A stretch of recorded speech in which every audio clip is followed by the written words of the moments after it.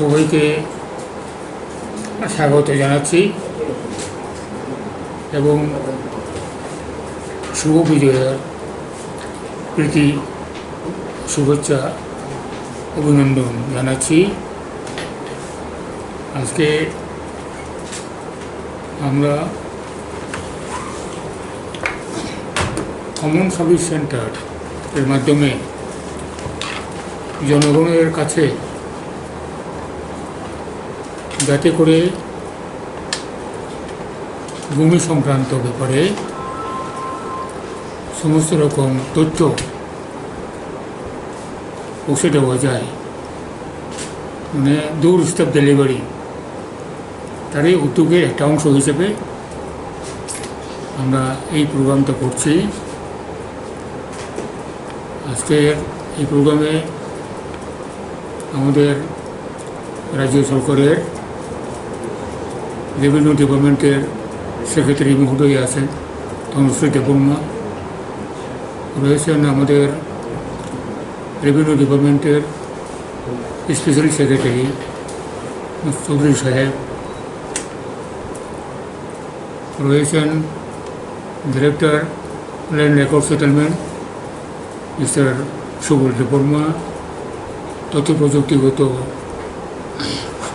সংস্থার সিনিয়র অফিসারগণ, উপস্থিত সমস্ত গণমাধ্যম, প্রিন্ট মিডিয়া, ইলেকট্রনিক মিডিয়ার সব বন্ধুগণ, আমাদের ছোট্ট রাজ্য, এই রাজ্যের জমির সঠিকভাবে ম্যানেজমেন্ট এবং আধুনিকতম প্রযুক্তি ব্যবহারের মাধ্যমে ভূমি সংক্রান্ত সমস্ত নথিপত্র এগুলোকে আরও সহজ উপায়ে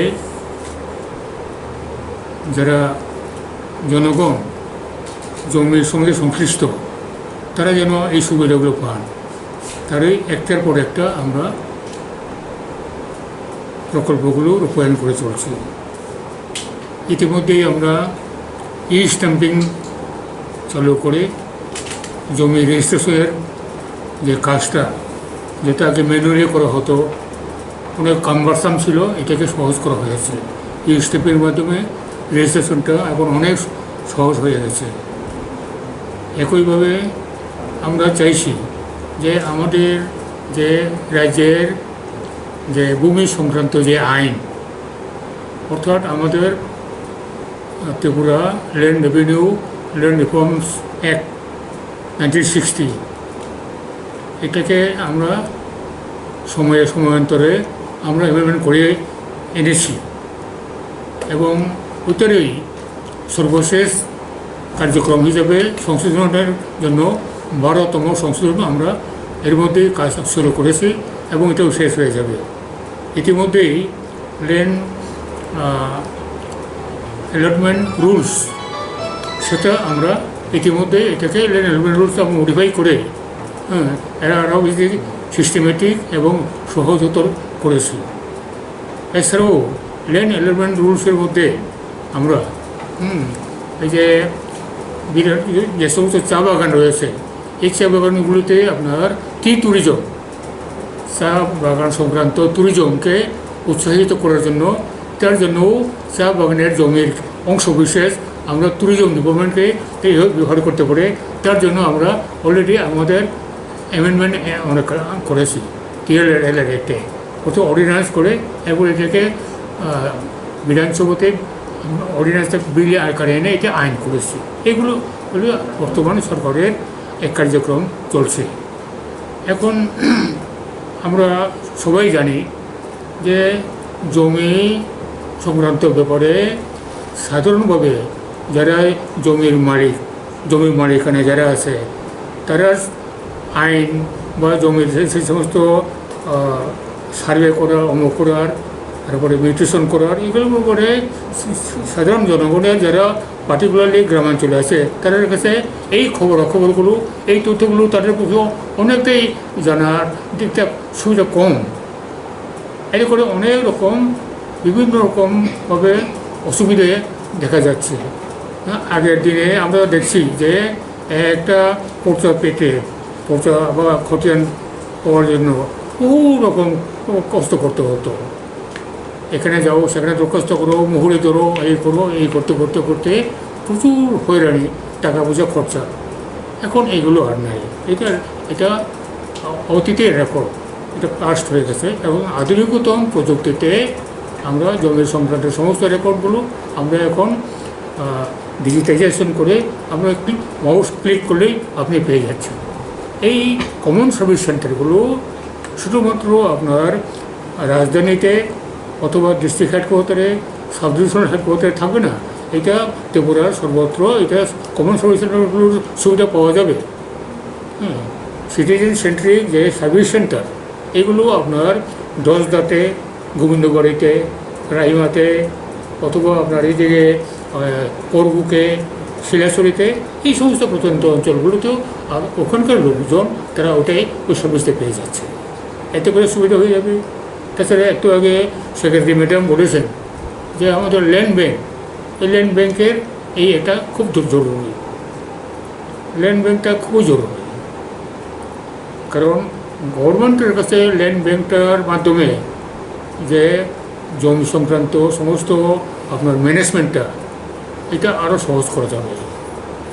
আর ধরুন আরেকটা জিনিস হলো যে ল্যান্ড ব্যাংকের হলে পড়ে আমরা যাদেরকে ল্যান্ড অ্যালটমেন্ট দেবো বা ল্যান্ড অ্যাকুইজিশন করে লেগে পড়ে ওই ল্যান্ড ব্যাংকে কী করা যেতে পারে, সেটাও এটা একটা সিম্পলিফাইজ হয়ে যাবে। আমি তো ল্যান্ড অ্যাকুইজিশন করতেই হয়